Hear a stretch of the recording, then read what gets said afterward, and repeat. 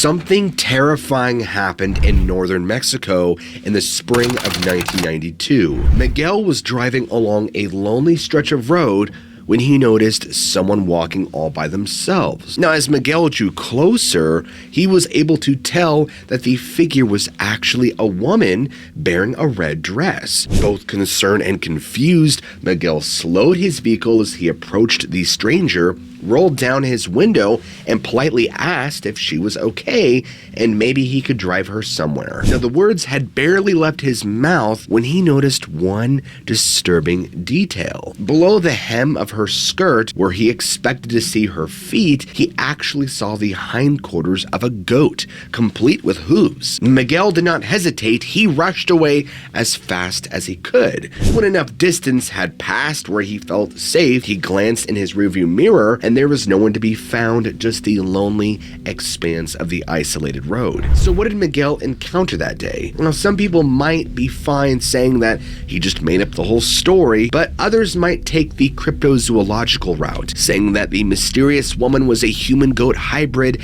a satyr, perhaps. Still, others might suggest that she was an alien. But for thousands of years, one interpretation of stories like Miguel has been favored above all others. He met the devil that day in 1992. Encounters with the devil stretch so far back that we literally can't even say when they began.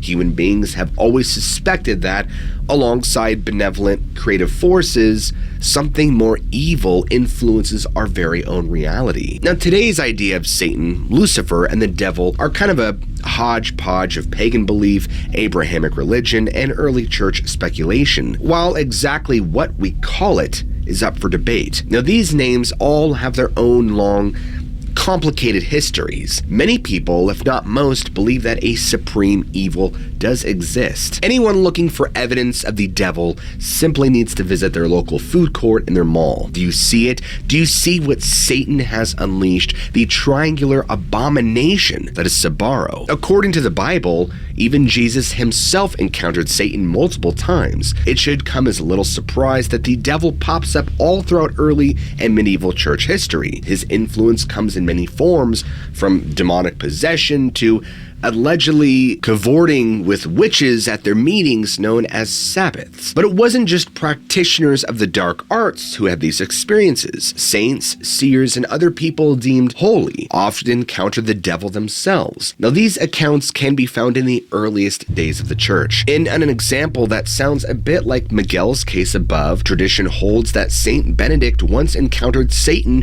who had transformed himself into an irresistible, beautiful woman. Rather than given to temptation, Benedict flung himself into a thorn bush. Benny, my man, a cold shower would have been more than enough. Another story finds the devil interfering with the construction of the monastery at Monte Cassino. He made one of these stones too heavy to lift, and Saint Benedict intervened, signing the cross over the stone, and then he lifted it easily. Gemma Galgani, a 19th century Italian mystic, venerated as a saint today, had her own struggles with the adversary.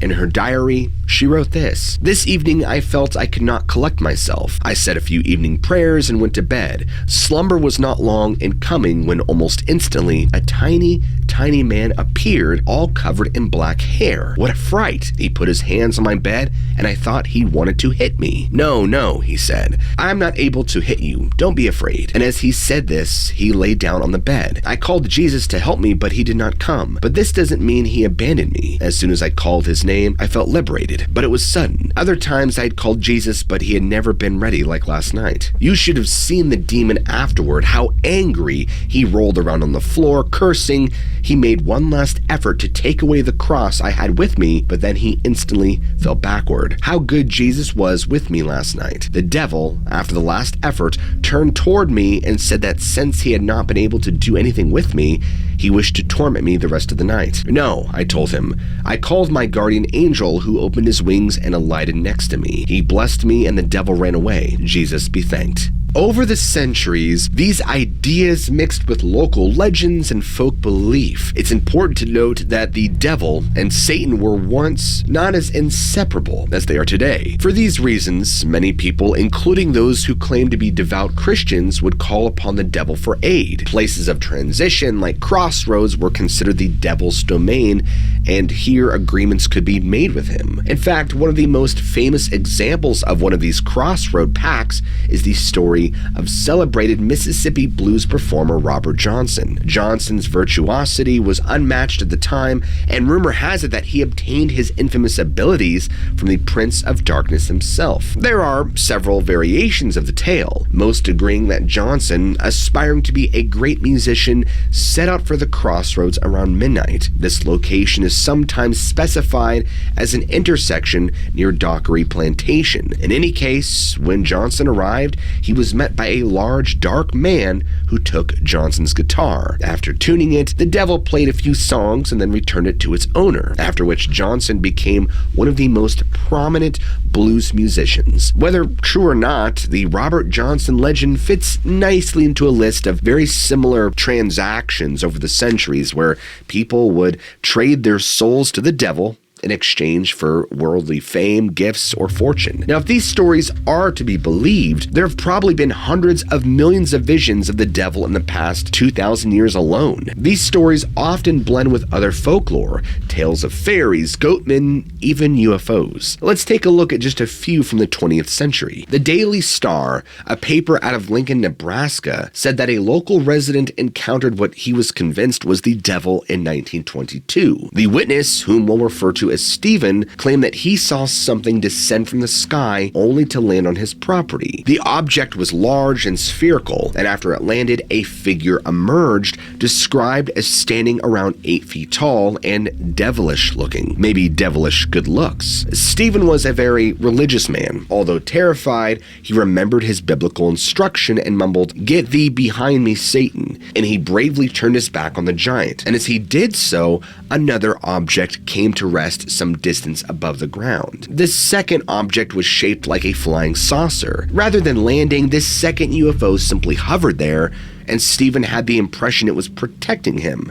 The next thing he knew, voices from the airborne object showered down upon him, all quoting passages from the Bible. Glancing behind himself, Stephen saw that the giant became uneasy and took off on foot. The sphere had apparently vanished, but the being itself left behind trace evidence of its existence in the form of hoof marks and damage to a nearby barbed wire fence. The newspaper article claimed that the metal of the fence was left burning hot and severed as if it had been burned through with a welding torch. Now, jumping ahead to 1967, a trio of hunters saw a devilish monster themselves in the woods near Point Isabel, Ohio. The primary witness, whose 15-year-old Perry Adams, simply stumbled upon the creatures in the company of his father and uncle. Now, Perry described the devil as a 10-foot tall, light tan color with long arms, pointed ears, and short horns on its head. Perry's father opened fire on the creature,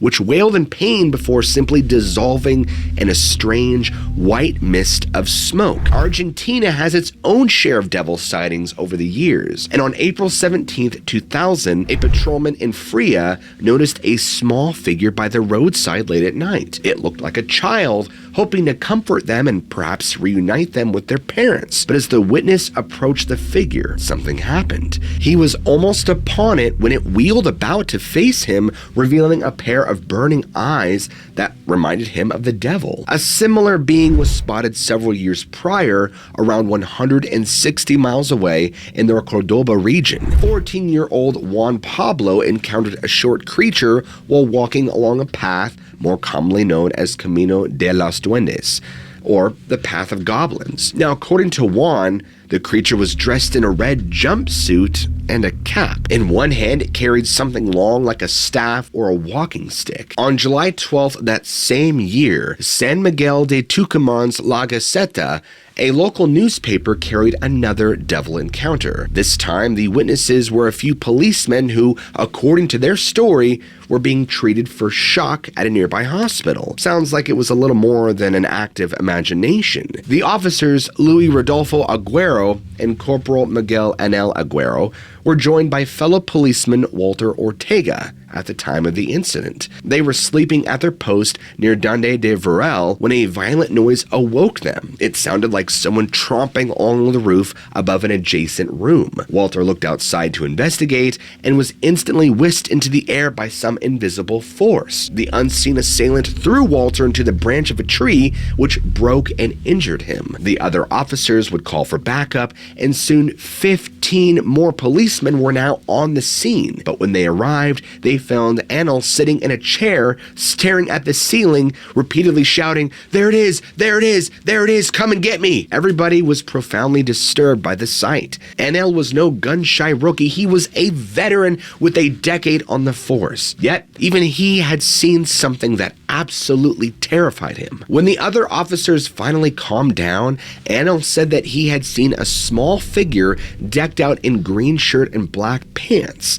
The being had a pair of glowing red eyes. It even shared a terrifying message. It said that it had come to collect him on Satan's behalf. These are but a few times in recent years where people claim to have encountered the devil. The stories are nothing short of profoundly disturbing. However, we could take a degree of comfort in an odd sort of way. If supernatural evil exists, then supernatural good must exist as well. But more importantly, I want to know what you guys think. So be sure to let me know what you think down in the comments below. I would love to hear from you guys. And if you guys enjoyed today's episode, be sure to go ahead and smack that like and subscribe button for more content just like today's. As always, I love you guys, and I'll see you guys in the very next episode.